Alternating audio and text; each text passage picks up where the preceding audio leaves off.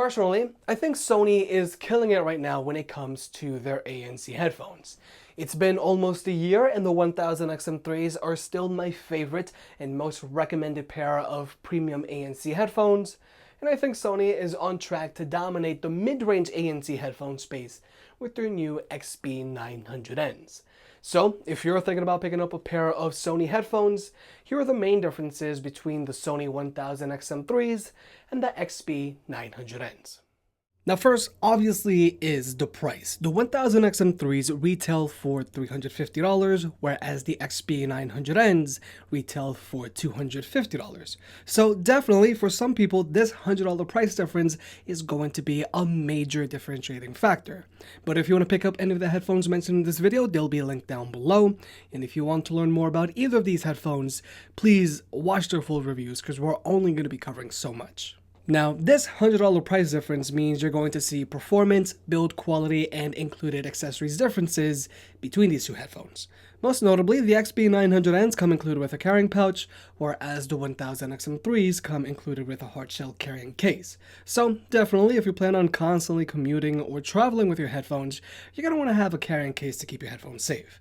Now, from a build quality standpoint, both of these headphones have a stainless steel headband and mostly plastic body. But the plastic body panels on the 1000XM3s are smooth, whereas the body panels on the XB900Ns have a texture to them. Both of these headphones have decent build quality, but the 1000XM3s do feel overall more premium, because the ear cups themselves have a softer feel to them, whereas the XB900Ns are strictly plastic. But personally, I do think the leatherette on the XB900Ns feels slightly nicer than the leatherette found on the 1000XM3s. But the XB900Ns also have different ear cups than the ones found on the M3s, making them slightly more spacious than the 1000XM3s. Both of these headphones fit great and they're both big head approved, but I do find the XB900Ns are a touch more comfortable than the 1000XM3s. But I do want to quickly point out that even though both of these headphones have low-profile headbands and simple designs, the headband on the 1000XM3s is slightly more low-profile than the XB900Ns. Now, when it comes to tech specs, both of these headphones charge via a USB-C port, which is great, especially if you're an Android user. And both of these headphones have an advertised battery life of 30 hours with ANC turned on, which usually lasts me about 2 weeks in between charges. So even to my surprise, you're not going to have to settle on battery life on either of these headphones. But the fast charging on these headphones is very different. If you charge the 1000XM3s up for 10 minutes from a dead battery, they're going to get you 5 hours of playback time, whereas the XB900Ns are only going to get you 1 hour of playback time from that same 10-minute charge. And personally, I do find that pretty weird. But when it comes to Bluetooth connectivity, both of these headphones are good for watching videos on your phone because they have zero latency whenever you're watching Netflix or HBO. But they do have a slight latency whenever watching YouTube videos on an iPhone.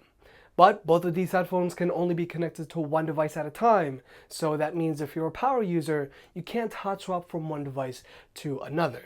And personally, I do find it pretty weird that Sony's headphones don't support simultaneous multi-device connectivity, because Sony is always trying to cram in as many features as possible into their products. So it's kind of weird that they don't support this specific feature, given that it's so high in demand.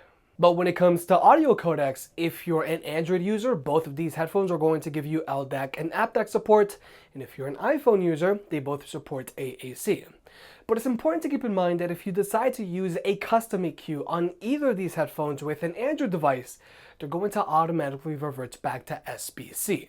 Whereas if you're an iPhone user, both of these headphones are going to use AAC no matter what EQ you use. But now, let's talk about the active noise cancellation on these headphones. Plainly said, the ANC on the 1000XM3s is vastly superior than the XB900N because they have a more advanced setup going on.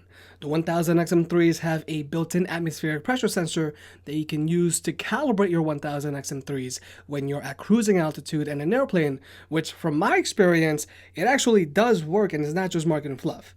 And the 1000XM3s also have Sony's QN1 chip, whose main purpose is to cancel out random higher frequency sounds sounds like chatter, which some other premium and mid-range ANC headphones out there do struggle to block out. But so that you can see for yourself, we're going to jump into an ANC test.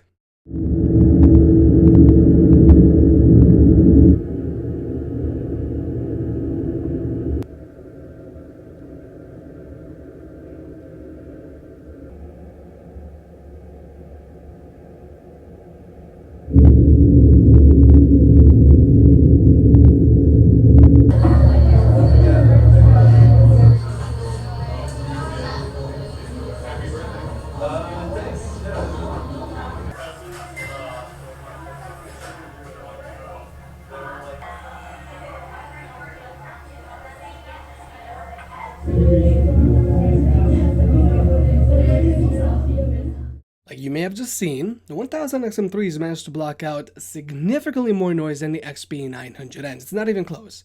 But personally, I do think that is to be expected because Sony obviously wants to have a good performance delta when it comes to the active noise cancellation between these two headphones. The ANC on the XB900Ns is still usable, but if you're looking to block out the most amount of noise here, then the 1000XM3s are a no-brainer. But just like the 1000XM3s, the ANC on XB900Ns have little to no cabin pressure, and it also doesn't change how your music sounds when it's turned on. Now, both of these headphones also have an ambient mode that you can easily adjust through their app. And like I've said in the past, an ambient mode is great because this way you can still be aware of your surroundings when you're walking around the city, or you can do what I do and have ambient mode turned on when you're watching Netflix on your phone so that if someone calls your name, you can still hear them. And both of these ambient modes are good because they sound natural and they don't have any background hissing. But there is one major difference between them. The ambient mode on the 1000XM3s will actively block out sudden spikes in noise, whereas the XB900Ns pump in everything. And so that you can see what I'm talking about, here's what I call a clap test.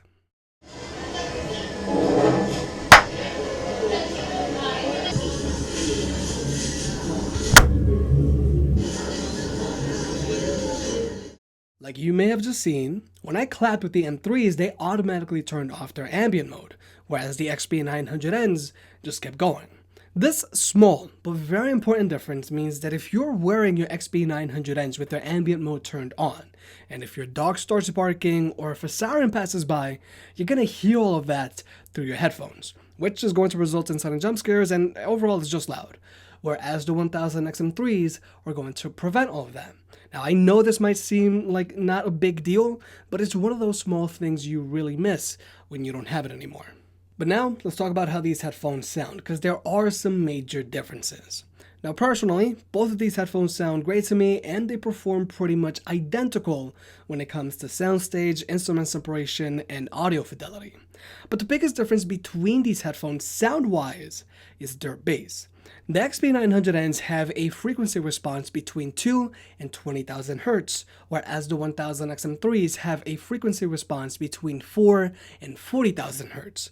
Ultimately, humans can't hear past 20,000 Hz, so the 1000XM3s going all the way up to 40,000 Hz is just nice to have. But what does matter here is that the XB900Ns can go all the way down to 2 Hz, whereas the M3s can only go down to 4 Hz. This literally means that the XB900Ns have double the bass found on the 1000XM3s, which means these headphones are going to rattle your head twice as much as the 1000XM3s when the bass really gets going. So if you're a bass head, then the XB900Ns are a no-brainer compared to the M3s. But both of these headphones let you fully customize your EQ. So if you like a lot of bass in your music, you have that option, or if you prefer a neutral sound signature, you also have that option. But one of the reasons why I really like the XB900Ns is because if you crank the bass up on them when you're going to watch a movie with your headphones, you feel more immersed in whatever you're watching, especially during action scenes. You can also do the same thing with the M3s, but the effect isn't as dramatic as the XB900Ns. But finally, let's talk about the microphones on these headphones. For starters, the microphone on the 1000XM3s does sound pretty muffled. Whereas, to my surprise, the microphone on the XB900N does sound a little better. It doesn't sound as good as Bose's microphone, but it is an improvement from the 1000XM3s. So here's hoping that we'll see a better microphone on the 1000XM4s if they're announced at IFA 2019. Personally, I am crossing my fingers. So overall, even though they're not perfect, Sony is really dominating when it comes to the ANC headphone space. The 1000XM3s still have the best performing active noise cancellation even with the newer competitors out there, and the XB900Ns offer a very complete package for mid-range ANC headphones. Personally, I don't think you can go wrong with the XB900Ns if you're looking for mid-range headphones, but the XB900Ns are slightly more comfortable than the 1000XM3s because of their redesigned and better feeling earpads, and having access to literally double the amount of bass on the 1000XM3s is pretty cool. But if your main concern is active noise cancellation, then the 1000XM3s are the obvious answer. But personally, I really hope we see some elements from the XB900Ns make their way to the 1000XM4s. For starters, more spacious and better feeling ear cups on the M4s would be awesome, but I would also like the M4s to have the same amount of bass as the XB900Ns. I just think it'd be cool to be able to use that bass whenever you want to. And also, an improved microphone on the 1000XM4s wouldn't hurt. If you made it this far, I guess you enjoyed the video, so hit that like button and get subscribed. It helps out more than you realize. If you want to pick any of the products up mentioned in this video, those will be linked in the description down below, and you can also support the channel by checking out the merch store. But other than that, I'll catch you next time.